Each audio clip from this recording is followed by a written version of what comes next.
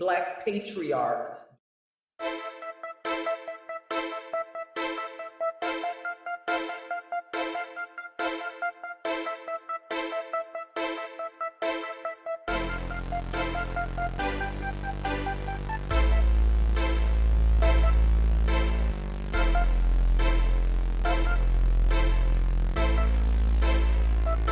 If you've noticed, and I'm gonna tell you this too, this is something I've noticed. The darkest of brothers, and I'm sorry if I offend some people, oh well, I'm just gonna keep the shit real. The darkest of brothers, they tend to be with the lightest. You know, they look at with the celebrities. They choose to go for the light, bright, damn near white. They are more likely to go outside of their shade, go lighter. Just recently, this has made online news. Researchers recently took data from the Facebook app Are You Interested and found that not only is race a factor in our online dating interests, but particular races get disproportionately high and low amount of interest.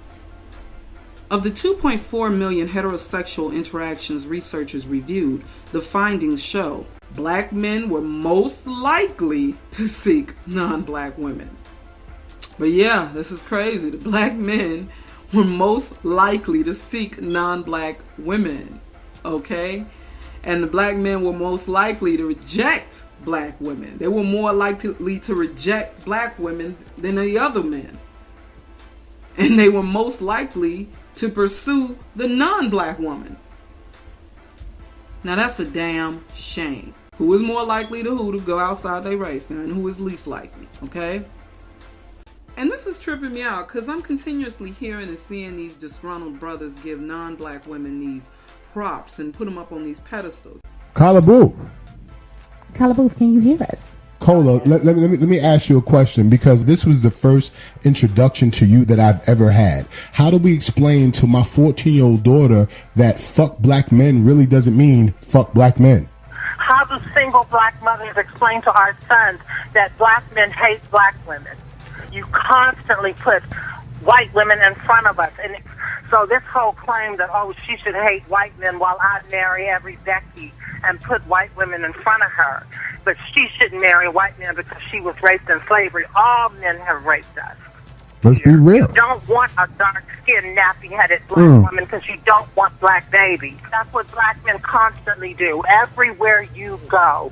Where I live here in California in the Hollywood system, none of these black men will even look at a black woman. Wow. You want to talk all of this shit about black women and about Cola Booth and how I disrespect you. You hate black people. You can't even produce a black baby in your own image.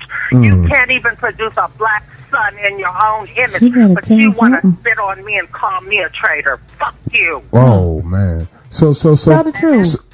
You don't understand what love is? If you love black men, then give birth to a black man. When are you going to produce a black man? You bastards are just steadily making more bastards. These kids look Filipino.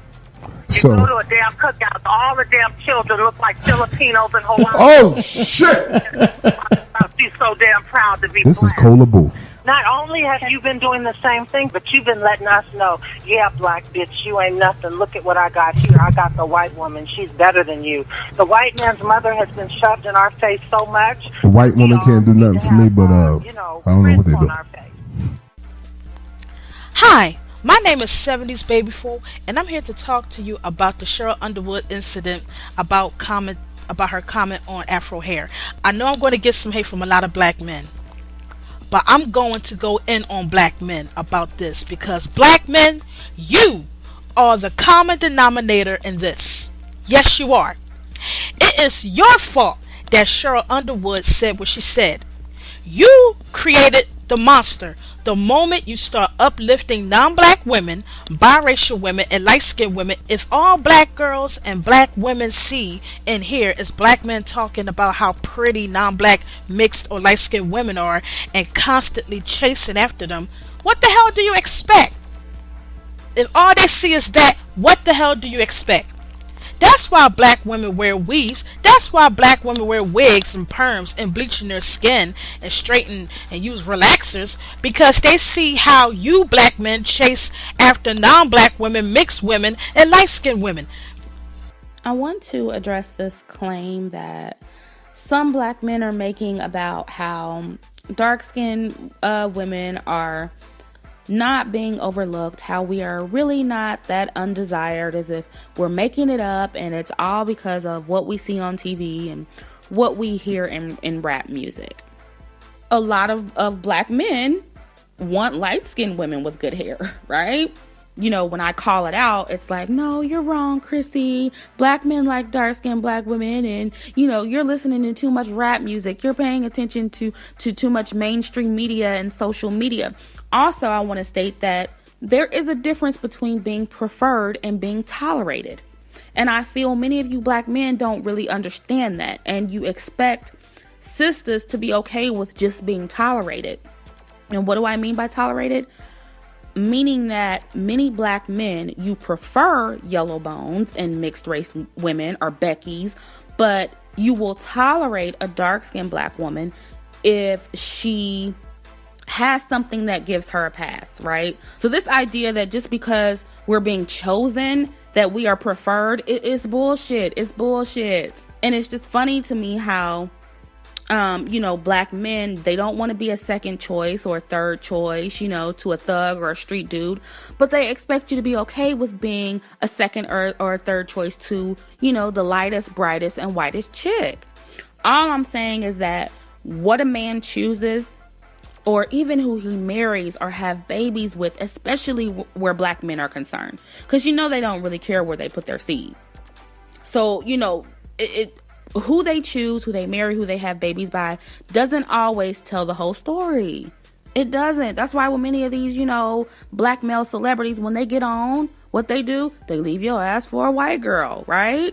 Like I said in my last video on established black men, these younger men with resources, when they have the option, you better believe that many of them are dibbling and dabbling in some non-black pussy, or the lightest, brightest, most racially ambiguous looking woman that they can find. Especially when he's handsome and good looking, and he has options.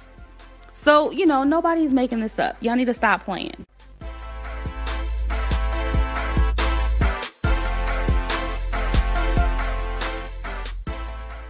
I knew when I met Morgan that she was the perfect girl because she was in college. She was an athlete. And we had the same morals and beliefs, and I knew that she would be a great mom. They'll celebrate their second wedding anniversary in February.